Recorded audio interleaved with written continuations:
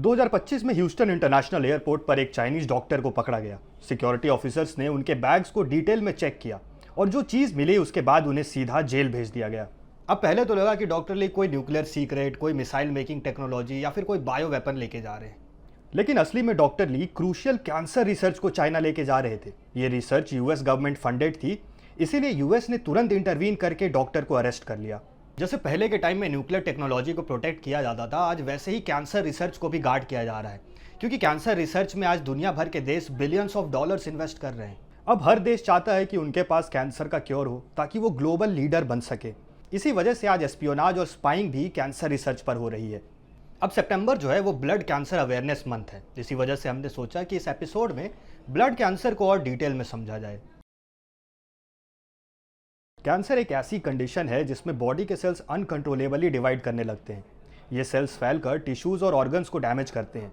जब ये abnormal cells इकट्ठे हो जाते हैं तो एक लंप या मास बन जाता है, जिसे मेडिकल लैंग्वेज में ट्यूमर कहा जाता है। अब हर ट्यूमर कैंसरस नहीं होता है। ट्यूमर दो तरह के होते हैं, बिनाइन और मैलिग्नेंट। बिनाइन ट्यूमर फैलता नहीं है, लेकिन मैलिग्नेंट ट्यूमर अग्रेसिवली बॉडी के दूसरे पार्ट्स तक फैल जाता है। इसी स्प्रेडिंग के प्रोसेस को मेटास्टेसिस कहा जाता है और यही कैंसर को इतना खतरनाक बना देता है। कैंसर की मेन वजह डीएनए म्यूटेशंस ही होती है। सिंपल शब्दों में समझे तो डीएनए हमारे सेल का सॉफ्टवेयर है, और जब इसमें कोई ग्लिच या बग आ जाता है तो सेल्स के ग्रोथ सिग्नल्स डिस्टर्ब हो जाते हैं और फिर कैंसरस सेल्स अनलिमिटेड अमाउंट्स में ग्रो करने लगते हैं। कैंसर मल्टीपल टाइप्स के होते हैं, जैसे कि blood cancer, lung cancer, breast cancer, oral cancer और भी बहुत तरह के। और हर कैंसर अलग तरीके से बिहेव करता है और अलग ट्रीटमेंट अप्रोच की डिमांड करता है।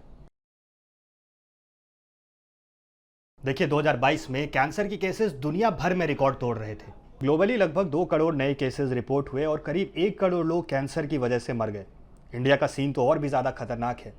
उसी साल 2022 में ही इंडिया में 14 लाख नए केसेस रिपोर्ट हुए थे और लगभग 9 लाख डेथ्स हुई थी। मतलब कि हर 10 नए कैंसर पेशेंट्स में 6 की ज़िंदगी नहीं बच पाई। एक्सपर्ट्स का मानना है कि अगर केसेस इसी तरह बढ़ते रहे तो कुछ सालों में इंडिया दुनिया का कैंसर कैपिटल भी बन सकता है। इसके पीछे एक और डिस्टर्बिंग ट्रेंड ये है कि इंडिया में cancer comparatively younger age group में डायग्नोज हो रहा है। मतलब जहां डेवलप्ड कंट्रीज़ में कैंसर 60 से 70 साल की एज में पीक करता है, वहीं इंडिया में 30 से 40 साल के लोग भी इसका शिकार बन रहे हैं। ब्लड कैंसर एक ऐसा कैंसर है जो बोन मैरो और ब्लड सेल्स को डायरेक्टली इम्पैक्ट करता है। नॉर्मली बोन मैरो में आरबीसी, डब्ल्यूबीसी और प्लेटलेट्स बनती हैं।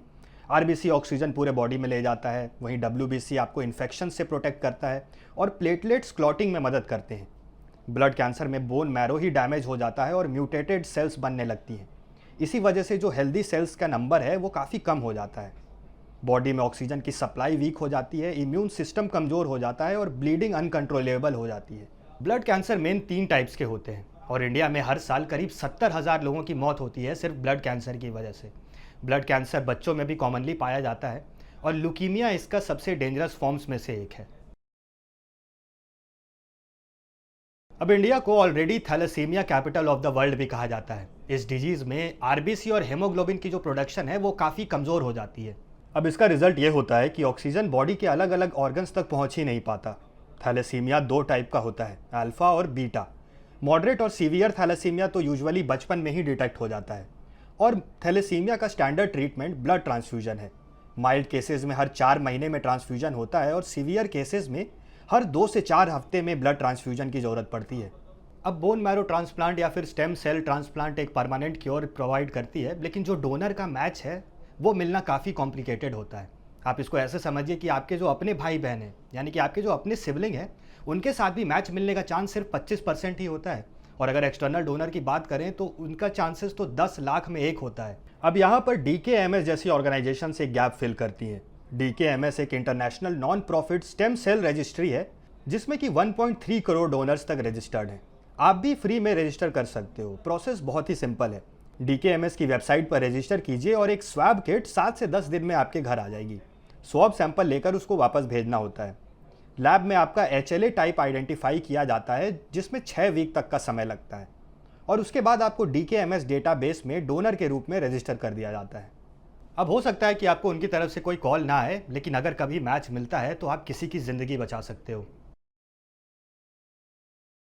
देखिए अगर कैंसर अर्ली स्टेज में डिटेक्ट हो जाए तो सर्जरी के थ्रू जो इन्फेक्टेड टिश्यू है वो निकाल दिया जाता है। सर्जरी अब एक प्रूवन और इफेक्टिव टेक्नोलॉजी है लेकिन कैंसर अगर बॉडी के दूसरे पार्ट्स तक फैल जाए तो सर्जरी भी बस एक ही एरिया क्लियर कर पाती है, बाकी जगह फिर से कैंसर के सेल्स ग्रो करने लगते हैं। रेडिएशन थेरेपी में हाई एनर्जी एक्सरेज यूज़ किए जाते हैं जो कि कैंसर सेल्स की ग्रोथ को रोक देते हैं।